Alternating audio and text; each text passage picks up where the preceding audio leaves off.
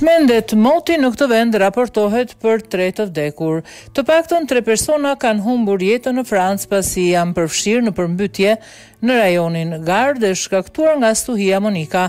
Sipas lajmeve nga mediat vendase, mësohet se janë gjetur trupat e pajetë 2 grave që u përfshin në përmbytjen pas rreshjeve ekstreme në rajonin Gardë dhe të një shoferi 62 vjeçar në një tjetër rajon. Po ashtu autoritetet kanë dar informacione se janë ende të zhdukur babai dhe 2 fëmijët e tij, të cilët tentuan të kalojnë me automjetin e tyre urën në Dions dhe të një 70 vjeçari në Ardèche.